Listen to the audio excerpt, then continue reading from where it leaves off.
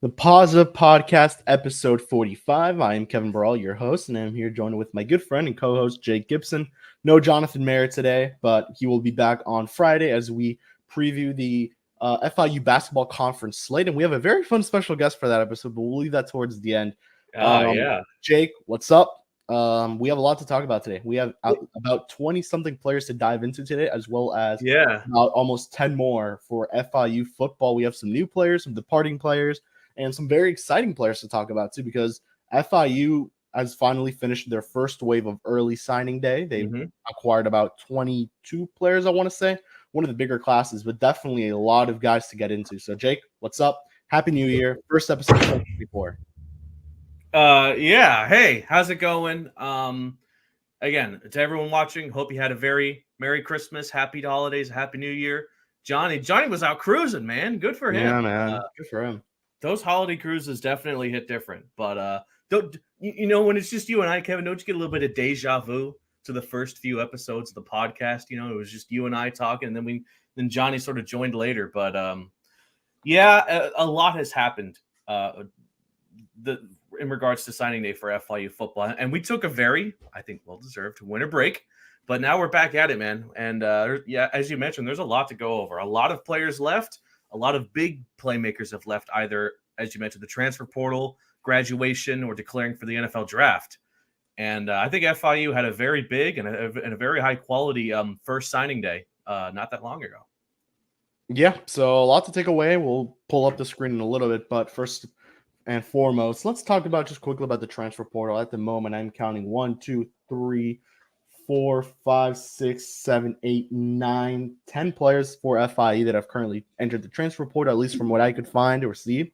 That list is Chris Mitchell, Jordan Garrod, Latair Kinsler, Grayson James, Philip Houston, Trevante O'Neal, Avery Huff, Adrian Cole, Cole Smith, and Demore Jean Baptist. So there are guys here who we've never heard of, like Demore Jean Baptist.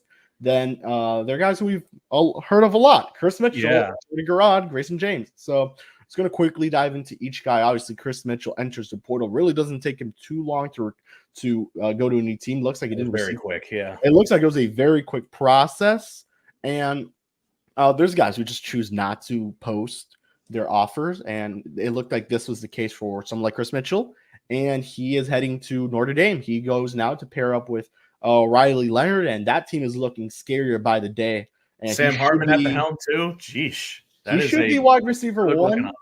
He should be possibly wide receiver 1 or 2, but he's gonna have a chance to really ball out at this level. Obviously, there is a lot of risk for him going to the P5 level. You look at someone like Tyrese Chambers, who declared for the draft and is also back in the transfer portal. Yeah, so you kind of look at that and you tell yourself, could Chris Mitchell go through what Tyrese Chambers went through, which was lack of playing time, really just not good playing time, and he ends up departing from the program midway through the season. But I think this is a good decision for Chris Mitchell. You go to the P5 level, you get to prove yourself for one more season, and you get to build up your draft stock. He could have easily entered the draft and maybe in a 6th or 7th round pick, and that usually ends up with that player getting cut. But Chris Mitchell definitely has the body to be a very good NFL wide receiver, at least a serviceable one. So he's one of the guys who is now entering the transfer portal. Jake, your thoughts? And he's going to a really good team. Yeah, he's going to an excellent team, and a big question is, out of all the players that entered the transfer portal and left FIU, which one do you think are we going to feel the remnants of the most? Like, I would say it's between Chris Mitchell and Jordan Garrod, but man, Chris Mitchell was such a baller, man. He was the playmaker. At some points, he was the identity of the FIU offense because of the plays we made. We would not have won the main game or the North Texas game without the heroics. Granted, Jenkins had some great games, but the heroics of Chris Mitchell in those games, right? And I mean, I understand it. He's going to what I believe is a very high-powered offense in Notre Dame. They also got Riley Leonard as well, the former Duke quarterback. That's a scary-looking offense. Notre Dame, at one point early in this past season, had college football playoff hopes, right? They had the expectation that they would be in it. Things didn't really go their way this season, all things said, but this is still a very respectable program, and it's a program that's sort of highlighted by their offense more than their defense And Certainly. when you talk about Tyrese Chambers going to Auburn, kind of struggling there, feel like Auburn for the most part, Maryland. He or went to Maryland, excuse me. Going to Maryland, I always get the Auburn thing there. There's It was a weird Q1. connection with Auburn to FIU, It was but Q.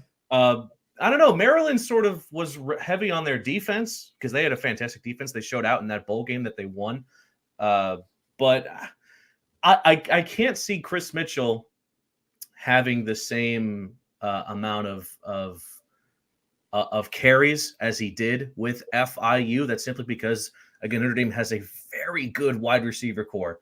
And I think he deserves to be a wide receiver 1, if not at least a 2. I can't really see him being a wide receiver 3, man.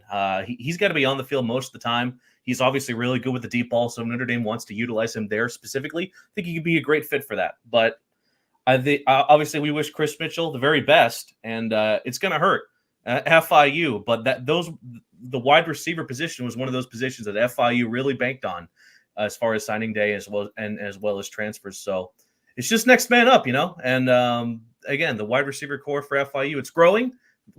Obviously Chris Mitchell wasn't the only big receiver FIU had. There were a lot of receivers that made some big plays, but it's going to be missed. But I think they'll be okay in that regard.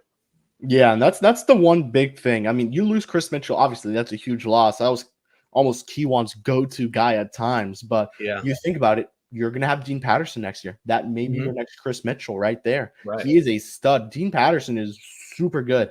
And and this year specifically, he finally got his first career touchdown. Shout out to Johnny. And on top of that, if you needed a big play, Dean Patterson was there. So hopefully he stays. Hopefully he doesn't transfer. But at the moment, Dean Patterson is your wide receiver 1 in this FIU team. And on top of that, you have a lot of depth at the position, and you could go down and down. Mike Jackson, I think, is going to have a huge season for FIU because we'll quickly go through it. Jalen Bracey entered the NFL draft. He is done as an FIU player, as well as Jack Daly.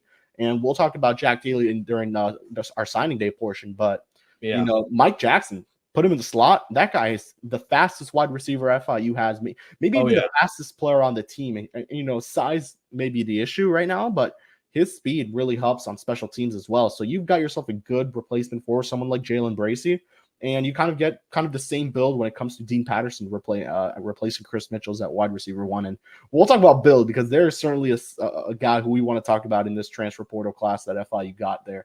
But next player, real quick, Jordan Garrod. He actually transferred and went to Minnesota, and then he decommitted and goes to Louisville. So another guy going to the Power 5 school. Now, quickly, every player that has left FIU has committed to a Power 5 school. So kind of shows you where things are at. Jordan Garrod was the only player for the Panthers to finish first all conference. So, yeah. Tough loss, but yeah, it's, again, to be expected. These players want to really, as they sort of approach the end of their collegiate careers, they really want to make a name for themselves, to build up their highlight reel and get more impressive victories against tougher opponents, because that's just the way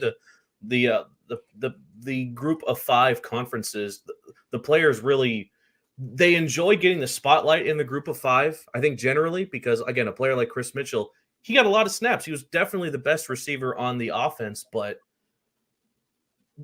the amount of eyes on a Notre Dame game compared to an FIU game, it speaks for itself. You have insane draft classes from these colleges, such as Notre Dame, and again Louisville, which Jordan Garrod went to. They want to build their repertoire over there against better opponents, get more eyes, and try to do enough to get into the NFL or maybe the brand new UFL that we saw a couple days ago. I mean, things don't work out for the NFL draft, but regardless, yeah, he was a really good player for FIU. The defensive line for FIU this season had its ups and its downs.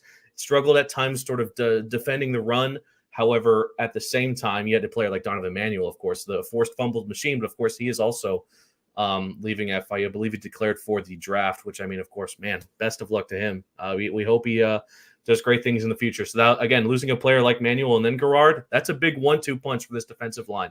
And I would say between them and the offensive line would be some of the most troublesome spots that you really hope that these new transfers can sort of show out and prove that they belong here. And I want to believe that they do. And again, FIU got some great talent in those positions, so we shall see. But yeah, Garrod hurts, Chris Mitchell hurts. I think you could argue between which one hurts the team the most.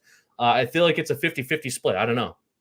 Yeah. And then, what you're also getting in Garrod, or in this case, so Louisville's getting in Garrod is someone that is going to give you consistency on the playing field. This guy started all 12 games last year for FIU. He started 11 the year prior, and he's a big guy. He is a big player. I mean, this guy, I don't have the current numbers right now, but I mean, in terms of his stature, but I'll give you the stats: 38 total tackles, 21 solos, 17 assists, and he had 2 sacks, and he had 3 last season. So this is certainly a great player that 6'3", 295. My exactly. goodness. I mean that's ACC stuff right there, and we'll see how the ACC ends up looking at the end of the year. Yeah, speaking of ACC, yeah, we saw the Orange Bowl. I mean, woof, man, that was not a good look for the conference.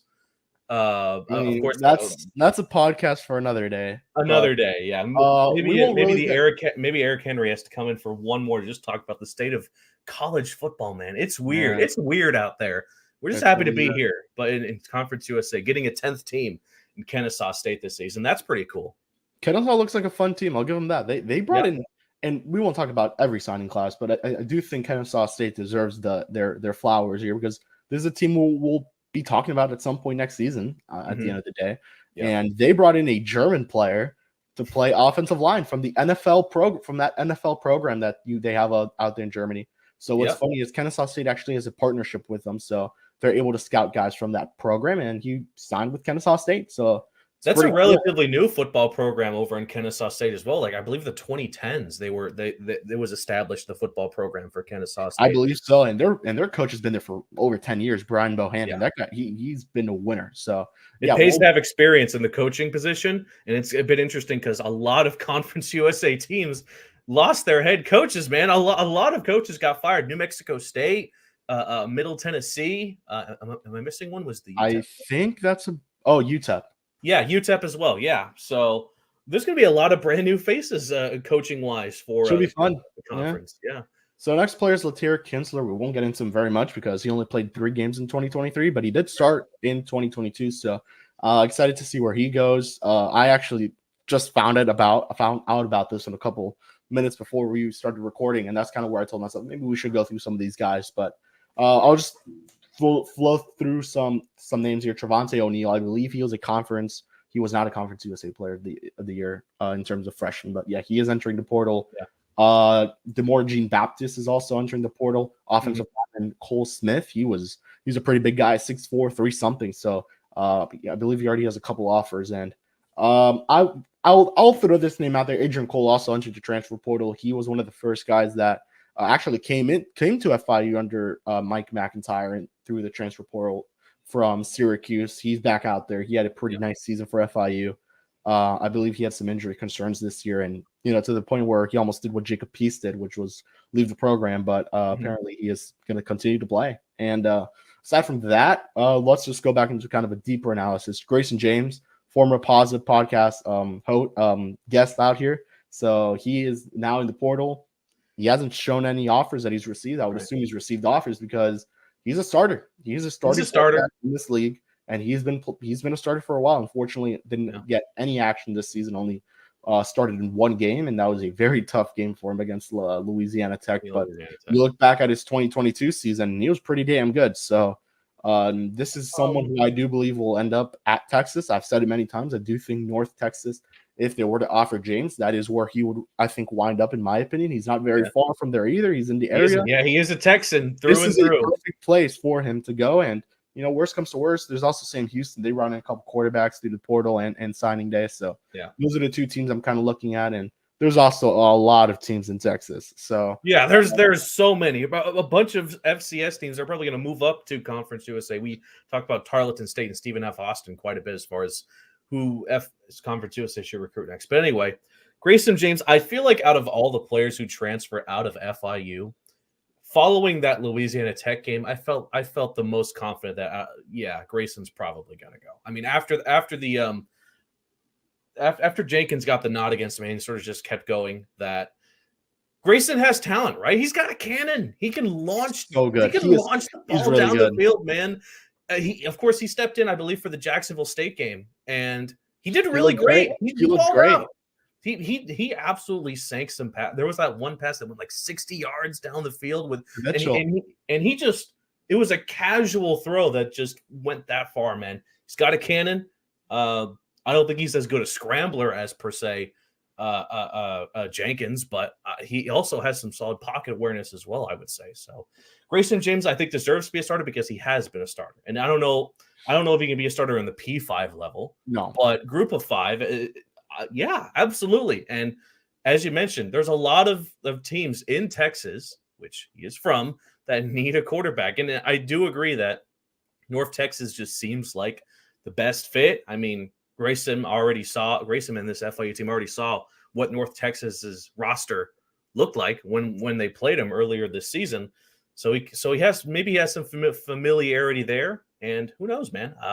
We wish Grayson the best of luck, of course, and I can't wait to put out the tweet when he announces where he goes that, hey, if you want to learn more about Grayson, we had him on our podcast, and he was an awesome guest. So best of luck to him. He obviously he deserves to be a starter, and I think he will.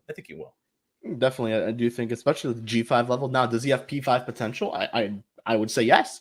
Now the question becomes, can he be a starter at the P5 level? That I don't know. And I love Grayson. He's a phenomenal human. You've spoken to him plenty. I have as well, and Johnny as well. And they lived on the same floor and everything. So he's a great guy. Wishing him nothing but the best. Hopefully, he does end up back home at Texas and balls out in the AAC. Maybe that's, if I had to put a crystal ball predictions that we see from 247, that would be mine. North Texas. It feels like a perfect fit. But next player, we'll go into Philip Houston, starting offensive lineman. He started every single game for the Panthers this season. The only player I believe he started every single game. He was Mr. Reliable on the offensive line, which was hard to come by this season for FIU's offensive line. He was Mr. Reliable. I believe. Let me confirm that. Either he started every game or just missed. Yeah, he started every game along with every day game. Jackson. So that was impressive. At the end of the day, he goes now to play for Mr. Coach Prime in Colorado, and that was the only Power 5 offer he received, and it is the one that he immediately committed to. Actually, I believe he didn't play in the Louisiana Tech game, or at least I don't believe he played in the Louisiana Tech game. Played 12 games on the year. I'm looking at it right now. Really? It says 11 on the FIU football website. That's very strange. No, but regardless, he played. It was hard to have consistency at the offensive line this season for FIU, especially once they got towards the conference stretch following that homecoming game against Liberty during that, unfortunately, that big losing streak that they had. They had almost a new offensive line scheme pretty much every game, and it was tough. We had talked a bit about how with Jenkins not that long ago, about how he sort of had to prepare for the new offensive line rosters that he had to go with. A lot of off the field stuff for the offensive line, and not to mention, of course, injuries, which it makes sense why Jenkins had to run around and scramble so much. Ren, it's when you have a player like Philip Houston who was there. He was that one part of the offensive line that Jenkins could actually rely on and move away from to make passes. Now he's gone. So it's crazy. The offensive line could look completely different than what it was this past season, which I feel like, and maybe this is just me, but I feel like the offensive line, having consistency in the offensive line is more important than having consistency in your offensive weapons and to an extent the quarterback position, because even the best quarterbacks can struggle if the offensive line is not reliable. So to have a reliable player like Philip Houston leave, it sucks. And granted, he is a redshirt sophomore as well, so he's got a few years wherever he goes to really make a name for himself. So again, best of luck to him, but dang, it sucks to see him go. He goes to Coach Prime. He went to Colorado. So that's right. He went to Colorado. I mean, a lot of people went to Colorado, right? They actually whiffed on a lot of guys. They did whiff. The best player. A lot of people went to Colorado this past offseason because of all the hype, but Colorado kind of disappointed. So, as a matter of fact, I saw that thing. I believe it was a 247 thing of like the top 100 or 150 recruiting classes. Colorado was 99th in the country, and FIU was 100th in the country. So that was weird to see, but wow. Still, wish him the best of luck. Obviously, I don't think Colorado. I feel like they could have a bounce back season. You never know. But when you have a reliable player like him, they saw Shador, Travis Hunter, yeah, Kylo Sanders. They have a pretty good team. So yeah, that should be a fun squad to watch. Now Philip Houston helping out with there. I know Shador was hit a lot this season. So Also, shout out Avery Huff, by the way. I know he didn't really play a whole lot. It really didn't put up any statistics. I mean, I don't know. I feel like he could have been great. He is a redshirt junior, so. Yeah, he's the next guy we're going to talk about real quick. Avery Huff. He was the big ticket transfer for Miami, for FIU. Yeah. He comes from the University of Miami, 4-star guy coming out of high school. He was heavily recruited too. St. Thomas Aquinas as well. You know, he was just one of those full blown Miami guys. Granted, I think he grew up in Fort Lauderdale, but still. Yeah, but I do think this was a guy who could have played this upcoming year. But unfortunately, just didn't pan out, and he decided to enter the transfer portal. He's, I believe, received 2 offers: Louisiana Tech and UMass. So if I had to guess, maybe Louisiana Tech would be a good landing spot for him. They lost a couple linebackers to the portal, this and that. So yeah, I feel like there's a bit of uncertainty in UMass, especially because they're an independent team.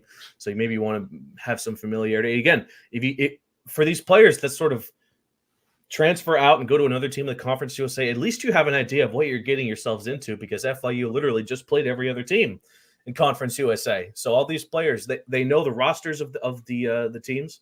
And I mean, I do think Louisiana Tech makes more sense than UMass. There is a future where UMass becomes Conference USA, right? And that would be weird. That'd be kind of strange. Granted, I feel like that'd be a great rivalry, right? UMass and Delaware, they're relatively close to each other. So we'll see about that. We'll see. And that was the last one we got into, obviously. Wishing all those guys the best, and whoever else I did not catch has transferred. So, Jake, before we get into signing day, because we have a lot of guys to get into, take us through a quick news break. I know you have a couple stuff you want to share with us. Yeah, let's do a quick news break. And again, it's been a while since our last episode of the podcast, so it's been a while since our last news break to get you caught up with all things FIU athletics, just FIU in general. But for today's news break, let's just keep it focused on what has gone on in the world of basketball and swimming and diving. Shout out Johnny. But a lot has happened since we've last spoken. FIU men's basketball is 5-10. Granted, there's still a lot of games left in the season to go. They're coming off a really tough loss to Utah Tech that went into overtime. Hawkins and Dean had themselves some phenomenal games, but it was not enough. However, they are now beginning their Conference USA stretch of the season. This is where the games matter the most. They're going to head to Jacksonville, Alabama to take on the Gamecocks this Saturday, January 6th at 5 p.m. That is going to be seen on ESPN+. They'll be back home for 2 straight home games against New Mexico State this the following Thursday, and then UTEP the following Saturday.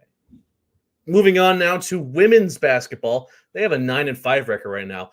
Women's basketball recently made some history. They won 6 games in the month of December, which tied a program record for the most wins in a month since the 2010 season. So congratulations to them. They're currently on a 3-game winning streak, beating also Utah Tech, along with Chicago State and Alabama A&M. They are also beginning their conference stretch of the season this Saturday. What we're going to expect to see for both men's and women's is that they're going to be playing the same teams on the same day. It's just one of them is going to be either in Miami, the other is going to be on the road, vice versa.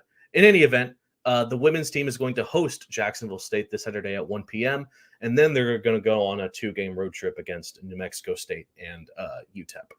Now, quickly going over swimming and diving, they have a 2-1 record as we speak. They have some events coming up.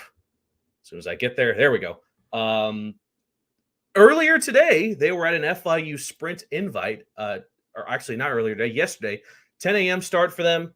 And that's going to continue today. And then they're going to get into their diving invitational this Saturday. And then down the line, January 20th, they're going to host Florida Gulf Coast University for a meet, and then go to FAU and the majority of Florida teams here. So that was your very quick look at Newsbreak. Again, a lot of stuff going on in the world of basketball. Got to say, Kevin, that Utah Tech game, that was a killer. That was unfortunate. They played some of their best ball, and they still came up short. That was a tough one. I'll definitely say that for sure. And let's put this away so we could introduce it ourselves. But yeah, so all right, time for signing day. This is what we're here for. This is what we're going to talk about. We have a lot of names to get into. Signing day, as you can see on the screen, was on December 20th, 2023. This is a very cool graphic. Good job for the FIU graphics team. Yeah, shout out these graphics as well. The ones with like the interstate signs, the Lamborghinis, man, those look super sick. They're nice cards too. Yeah. So all right. So We're just going to go player by player, real brief or as brief as we can, because there's a lot of things to get into with some of these guys. So let's start with the first one, Eddie Walls. I'll just open the link here and bang, Eddie Walls. All right, 6'4" linebacker, 250 pounds out of Fort Myers, Florida. He transfers from Bethune-Cookman. Didn't see too much. Actually, he actually saw a lot of action with Bethune-Cookman this past year. So 45 total tackles, 17 solo. Jake, this is probably one of the bigger name transfer portal guys. So yeah, just your thoughts on Eddie Walls the third. He is probably going to be one of the players that sees a lot of action, especially since the linebacker core did lose a couple guys. You mentioned Donovan Manuel's now gone, Avery Huff as well. So those are just two to name. Yeah, the linebacker group definitely took a hit. When you have a player like Eddie Walls, who is a relatively fast linebacker, man, he can scour the field, and he's relatively good at hitting inside, attacking the quarterback. But he also has some great plays where he sort of what's the word? Batted his arm into the air and knocked footballs over. That comes with size, and 6'3", or actually 6'4". It's weird. It's listed different on different sites, but 6'4", 250, excuse me. He's a relatively fast player. I think he's going to fit well in sort of the scheme that FIU's defense sort of likes to run, where they really have a linebacker heavy system as far as bringing pressure and sort of helping out with the secondary every now and then. But Eddie Walls, like we had mentioned, and you pointed it out, I think he's going to start. I think he's going to start for this FIU team, because I don't want to say they're reeling in the linebacker room, but they have a lot of work to do, because Avery Huff is gone. Donovan Manuel is gone. I feel like that is a massive loss for the identity of the defense. Donovan Manuel was the identity of FIU's defense, and now he's gone, man. So it's been unfortunate. We wish Walls the best of luck as he looks to make a name for himself here. I really hope he does. Bethune-Cookman as well. That they have a relatively good program there, you know. Yeah. I mean, you still have Kyle Wright, who actually was supposed to be a player that was going to play a lot, but I believe he just played 1 or 2 games this past season. So we'll see if he ends up starting for FIU. I mean, we all thought Avery Huff was going to start when he got here, and certainly you look at it, he did not. Although he played every single game, he did see action. He did pressure the quarterback. I mean, he didn't play every game. So, no player here secured a starting spot. I wouldn't even go to say that a lot of these guys probably won't be starters besides guys on the offensive line. And that's a position I am very excited to talk about here. And we'll mention the first guy, Ben Schellenbach, I believe is how you say it. So we'll say that he is a graduate student. So only 1 more year. He is a JUCO player from Melbourne, Florida, 6'5", 295 pounds. If you think 6'5" is tall for what FIU brought in, wait till you I know what we're getting to as far as height. That's going to knock your socks off. But you know what? 6'5" is some great height for an offensive lineman, especially when you're going up against even more massive defensive linemen that can sort of overpower you up front, like literally go over you and knock you down, which sometimes happens, man. You want to have some safety there. And he's relatively fast too. He can catch defensive ends on both sides. I think he's done a bit of inside work as well. He's gone around during his time. Where, how do you pronounce it? Tusculum. I keep thinking Tuscaloosa because that's Alabama's. That's Alabama, right? But regardless, I think he's going to be a good fit. I think the offensive line, we talked about it. Defensive line took a lot of hits. So did the offensive line. It's definitely one of those what if sort of scenarios for how it could look this season. Of course, you have the suspensions and you have injuries, so we'll see how that fares. And I think this is the one thing we'll notice, and as I go and click on here on John Rodriguez, he's one of the freshmen who signed with FIU. We'll talk about him in a bit, but the one thing we're going to notice about all these offensive linemen is how versatile they are, how they could play different spots. And this is the first one here, John Rodriguez, 6'5", 280-pound freshman. He is a center, but could play, I believe, all 5 spots on the offensive line, which is something we'll get into in a little bit here. But this guy was described as very lengthy in terms of long arms, and something Coach Mack really hasn't seen in a player in a center in a very long time. And with the absence of John Bach, and I know they have Ming out there, and there's a good chance maybe John Rodriguez gets in a couple games, but reliability at the offensive line position is important. Versatility is something offensive coordinators kill for offensive linemen to do anything, assuming that another member of the team falls due to injury, especially the center position. The center position is such a tough position, man. You have to make sure you snap the ball to the quarterback and make sure it's not a funny way of doing it. And unfortunately, you look at my Dolphins, that happened quite a bit this season, man. And I don't want to talk about the Dolphins, but it's important to have a versatile offensive lineman that can stay throughout the course of a season and not get injured. That is so hard to come by. But John Rodriguez definitely looks like the kind of guy that can sort of fill that role. Look at Jason Kelsey, man. Hell That's all I'm gonna yes. say. That's and again, that's Speaking of fire podcasts. One thing that Coach Mack mentioned with John Rodriguez is how versatile he is, how he actually does that, how Cardinal Gibbons this past season actually ran those type of plays that we see Jason Kelsey doing, where he leaves the middle, where he leaves the center spot and he helps out with the run game. So definitely someone I'm excited for. If he doesn't play this season, he's certainly going to be a player we'll see next season. Next player, Eric Nelson. I believe this is one of the better players out there that they brought in from the transfer portal. Yeah. So just for clarity, I think most of these guys were 3-star recruits out coming from 247 Sports. So this is certainly a guy who I'm very excited to see. I believe he amounted close to 1,000 yards receiving. So certainly a guy who per max preps, by the way, all these stats that I'm kind of figuring. Yeah, there it is. He had the total 1,123 receiving yards and 12 touchdowns, 65 receptions. So certainly a guy on the quicker side of things, but Coach Mack actually had a Chris Mitchell, who could be the next Chris Mitchell prediction. It wasn't Eric Nelson, but certainly someone who I'm very excited to see. This is a wide receiver room that has been very well recruited throughout the most of the years. I mean, you look at that receiving room, there aren't many transfer portal guys. It's really right. It's either JUCO or they were recruited by FIU, and even if they're not Coach Mack guys, they were guys who still, have made an impact. You have Ross Fournette, who's still yet to play a lot for FIU, but he had a great spring. I mentioned it, Mike Jackson. You have Luby Maurice, who I'm super, super excited to see what he can do. He was on the depth chart, didn't get to play too much, I believe. So, Eric Nelson, certainly who I'm very excited to see. Yeah, all I'll say about, I believe it was Eric, it's Nelson and Nicholas Smith, who are the 3-star prospects that FIU got. But I think it's important to get wide receivers with experience and can have veteran leadership to take the place of a player like Chris Mitchell, who has been there. And I think FIU's got that with Desna Washington, who I think we'll talk about in a little bit more. However, it's nice to have some fresh young legs, like to have some freshmen that can sort of build their careers here at FIU at the wide receiver room. Because it's nice to have these veterans, but I mean, with how the transfer portal works, man, you never know on how long these players will stay here. To have a freshman sort of build their way up and become either the 3, 2, maybe even the 1. I don't know about the 1. But I think he's going to be a very nice fit here. Stetson transfer, and you mentioned you wanted experience. Here it is. Nazavia Burris, I think is how we say it. Nailed it. I think I did. But yeah, anyways, Stetson wide receiver saw most of his action in 2022, where he had 618 receiving yards. Didn't see too much action, I believe, in 2023. Only 4 games, but certainly nice little pickup for FIU. I think this is the player that Coach Mack said could be the next Chris Mitchell, if I recall.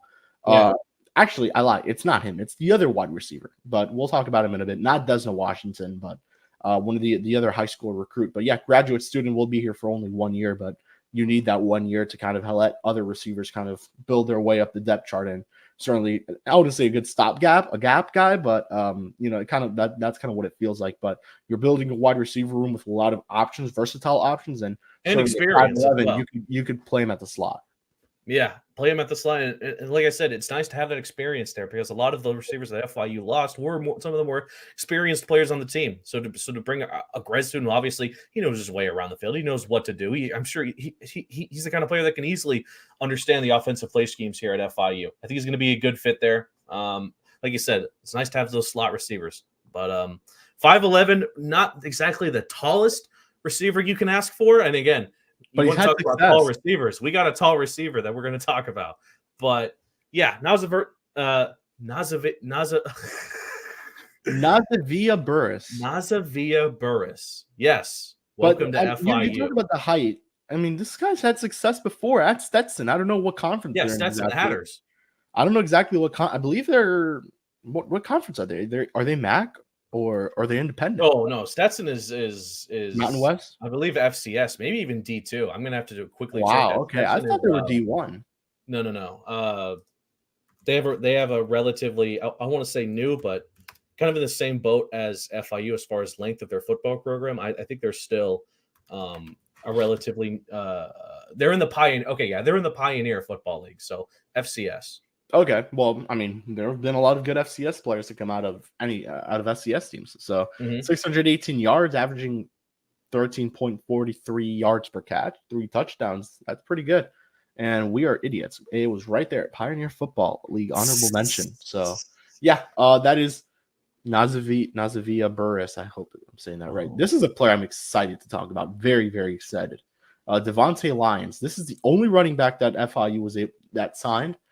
He is 5'10", 185 pounds.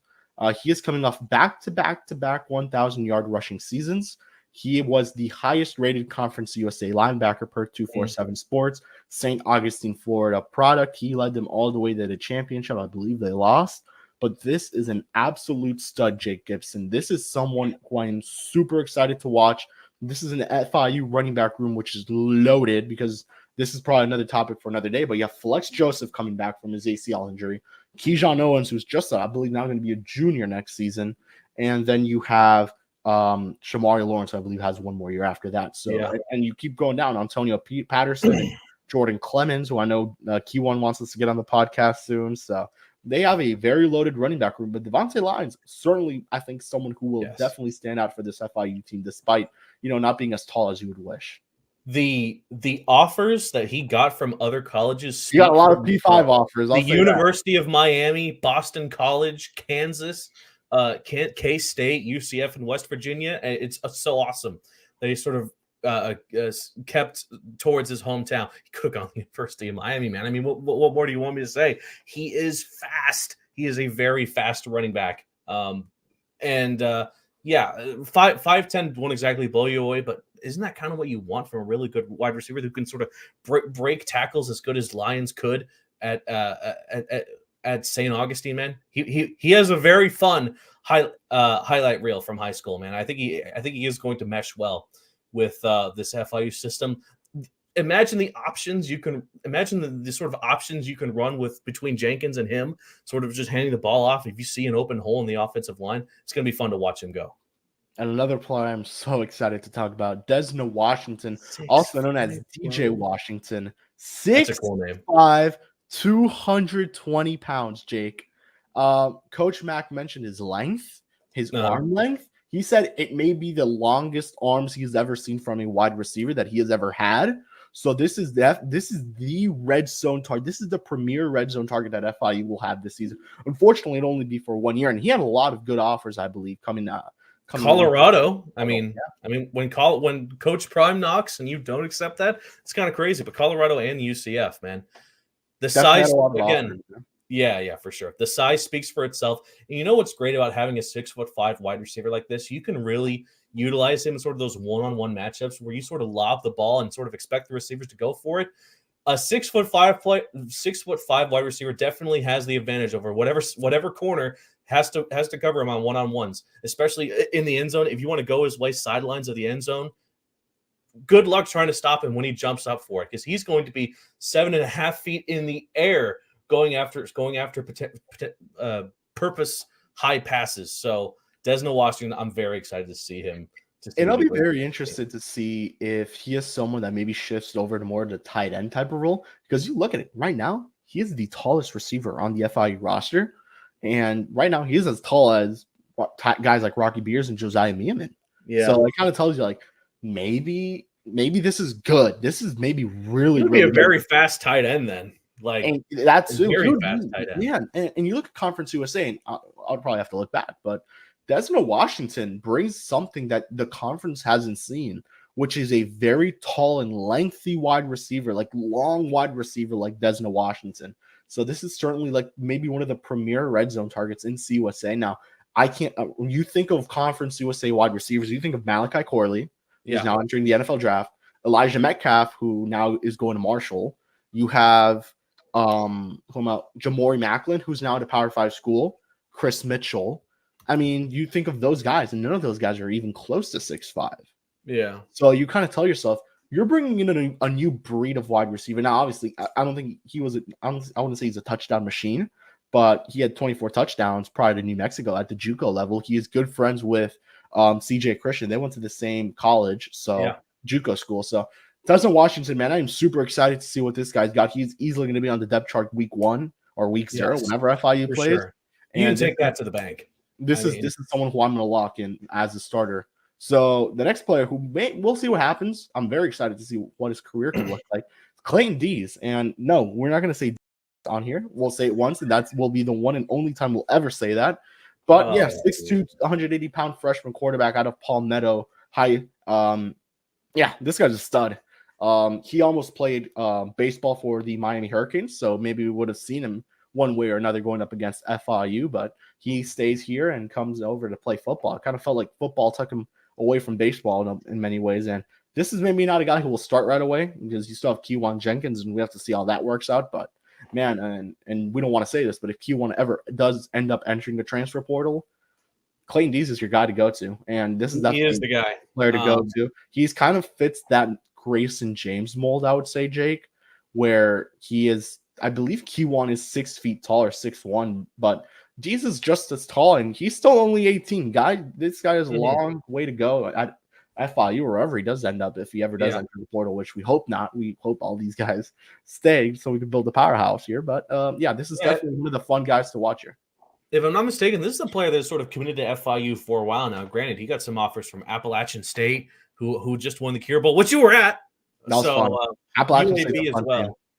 At the end of the day, it's nice to have competition for Jenkins in these practices to make sure that he is performing the best that he can in regards to having potentially a very solid QB2. When again, God forbid something happens to Jenkins this upcoming season that would require someone like Clayton to come in. But if that were the case, I think he's got the arm.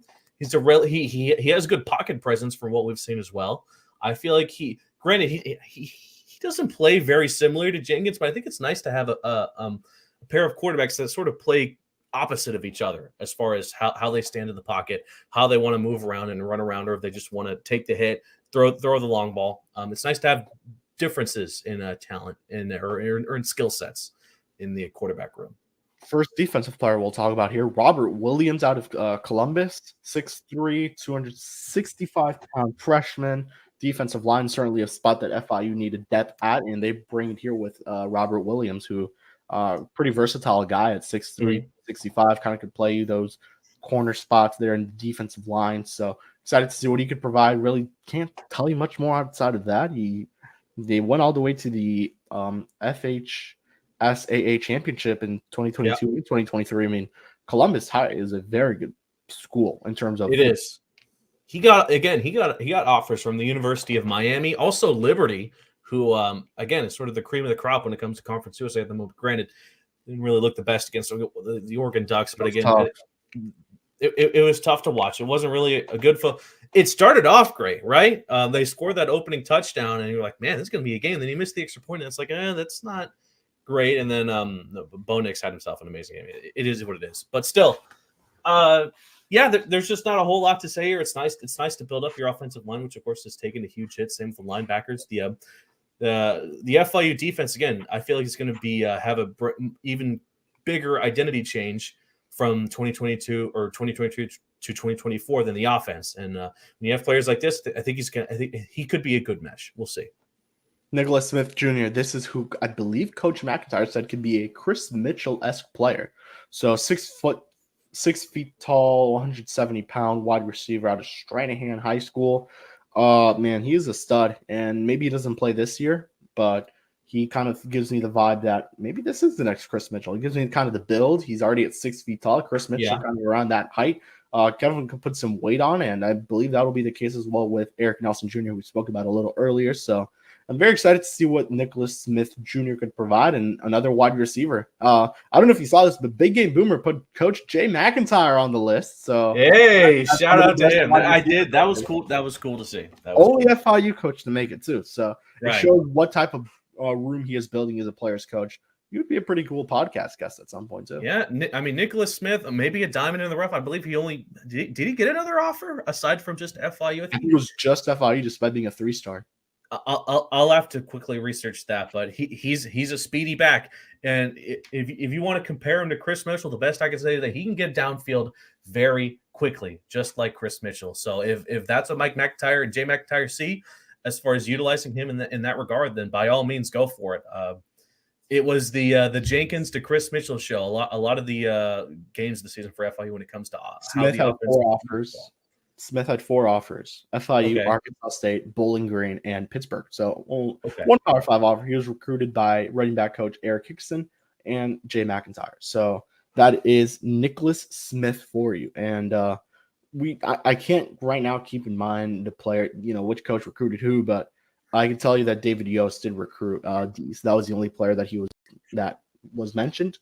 David Yost recruited, and I will mention it on here, and I will mention it to you. You know this, but Yost and DeWitt's contracts are expected to expire January 15th. So not next week, the week after that, I believe on that Monday. So we'll see what they do there. He was not credited for any recruitments aside from Dees. And as you mentioned, Dees had been recruited for a very long time. So, take that with what you will. And DeWitt was recruited, he was mentioned for a lot. So I would expect him to, but that's for another day. I'm very excited to talk about Kanaji Saffold, also known as KJ Saffold. He is a Treasure Coast player, 6'5", 325 freshman. I mean, this is what you want from an offensive lineman. And yes, as a freshman, he could still grow a lot, and he gives you a lot of power. I believe he's a pretty versatile guy as well. Can play, I believe, all 5 spots, and this is what you need from someone like him. Versatile, tall, and big. He's gonna be a hard player for defensive linemen to sort of get around to get to the quarterback. You can't really push off a player like him. He's big, and like you said, he's going to get bigger. He's going to get bigger, and he's going to if he can sort of stay at one position the whole season. Maybe a player like him doesn't need to be exactly versatile. He just needs to be one of those players that you can rely on game in and game out, and he did that in high school. So again, another exciting addition to an offensive lineman that, like I said, going to be very different from what we saw in 2023. And his high school teammate, Shamir Sterling, another player just like Saffold, who received a scholarship during this 0-star player, I believe, but still one of the better players at Treasure Coast. 6'1", 185 defensive back. Should be fun to watch him play. Maybe won't play this year, but since you have Hezekiah Masses and Brian Blades there as that combo, and you still have some pretty good safeties and CJ Christian out there. So should be fun to see where Sterling lines up, maybe not next year, but the year after that in 25 or 26. Those years I think would be the prime years for someone like Sterling. I don't know if you want to add on to anything there. No, you pretty much highlighted there. He has recorded some interceptions in high school. I believe 5 interceptions in 3 seasons. So again, I don't know how much utilization he could get immediately, but it's nice to have some depth in that cornerback group, especially when you take on, like you said, a very good wide receiver a conference. Granted, they lost a lot of people. There are still some great receivers at Conference USA. Yeah, Raheem Sexel. This is a 6'1", 185-pound defensive back. He was a 3-star recruit, if I recall, from 247 Sports. Certainly one of the fun guys here in this class. Very quick, agile guy. So it should be a fun one. Anything else really want to add on him? He had 4 interceptions during the senior campaign, 18 tackles, 10 passes were deflected or defended in this case. So yeah, should be a fun little addition here for FIU. Yeah, he was a wide earlier. receiver, right? He sort of made the switch from wide receiver to defensive back, I want to say. So that's the one thing too. A couple guys on this list did make the switch either from defense to offense or offense to defense, and obviously you usually see that during, I don't want to sound weird, but FIU football, right, or even early on in like your freshman or sophomore year of high school, and that was the case for someone like Sexel.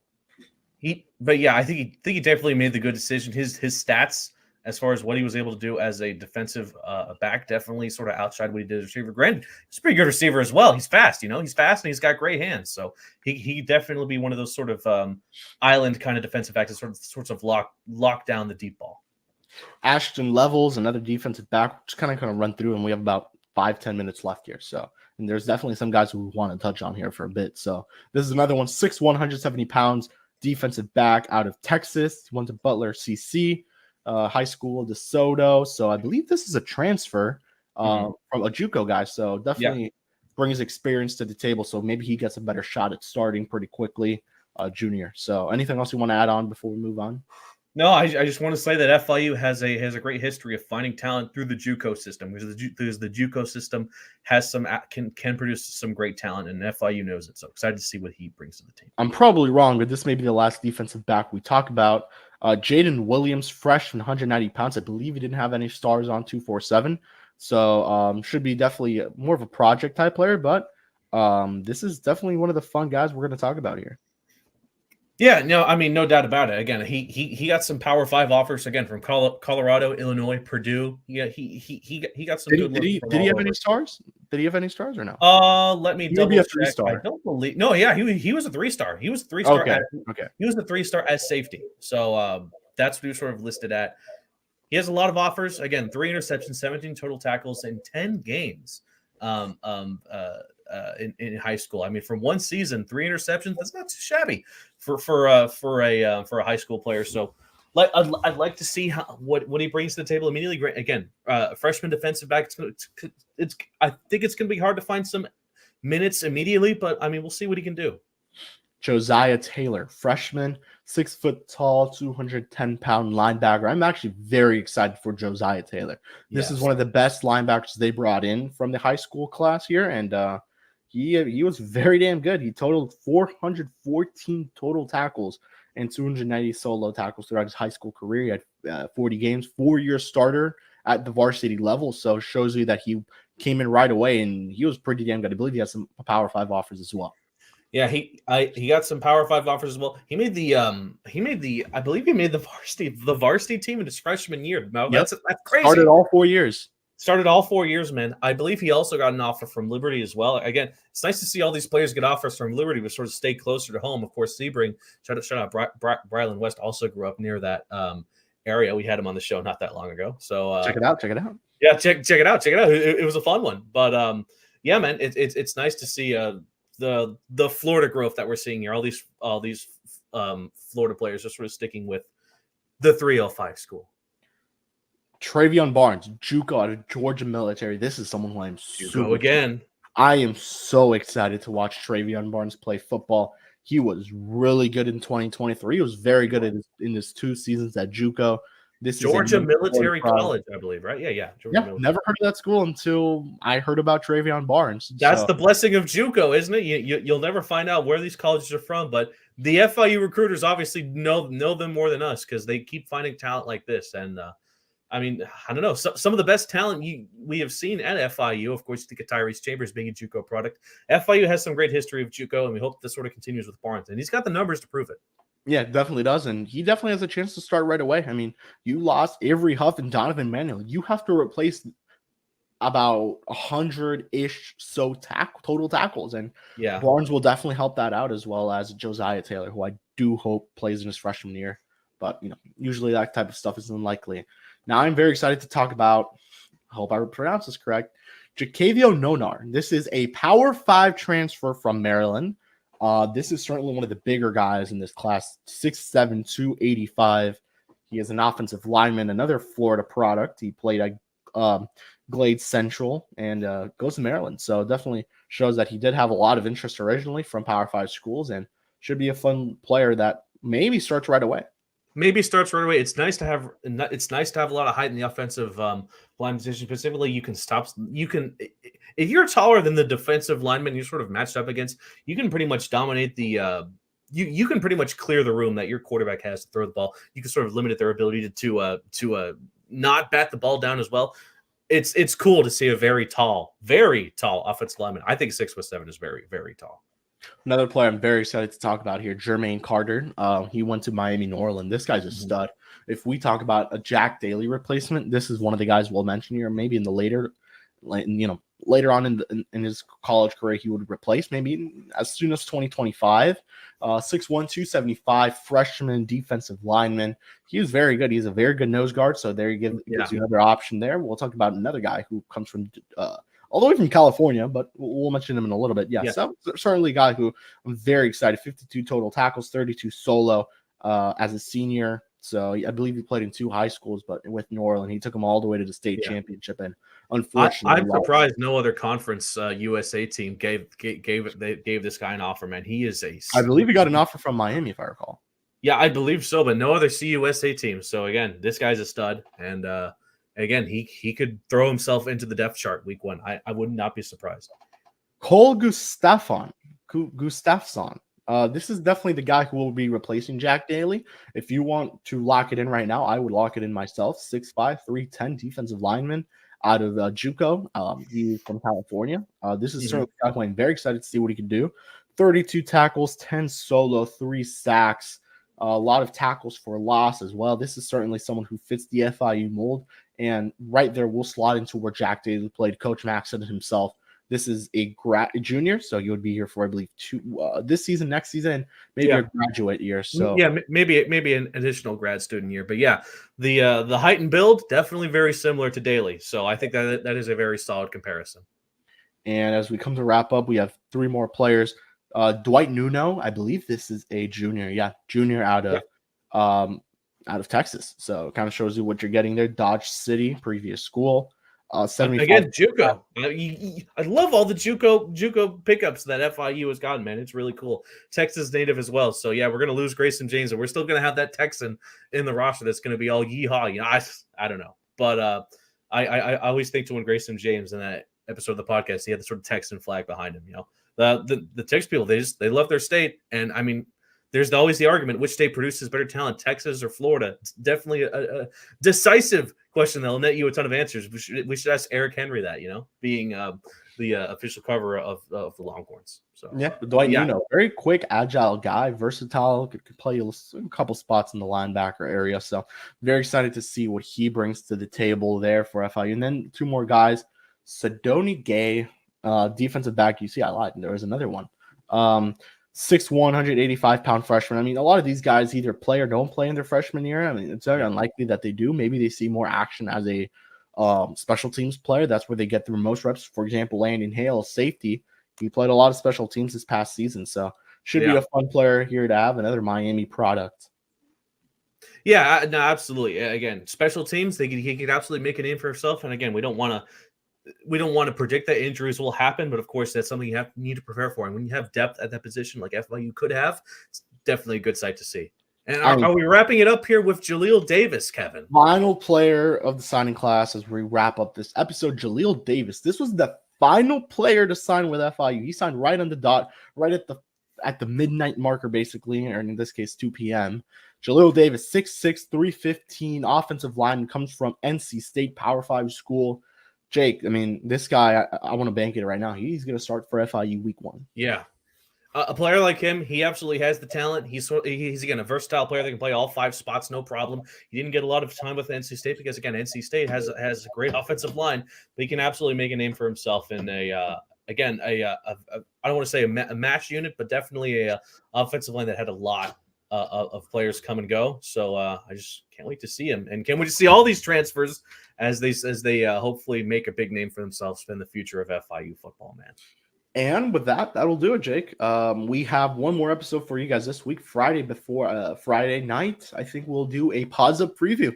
Bring you back to preview. We will have Jonathan Marin. We will have a guest with us. Real quick. Who's winning the Natty, Kevin? Who's winning the Natty? Michigan. I don't know. Michigan has a good defense. Can they really take down Penix? Penix is having like the quarterback year of his life, man. I am also gonna go Michigan. Yeah, I'm gonna trust their defense. They took down Alabama. That ain't easy to do, man. We will have FIU basketball SID Darren Jorgen, I think is how you say, on the podcast. I know I butchered the last name big time, but we're very excited to have him on.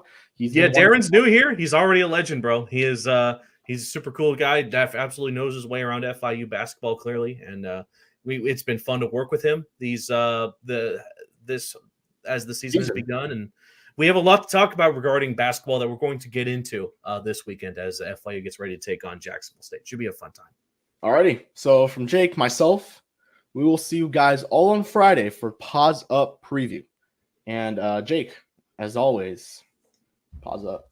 Paws up.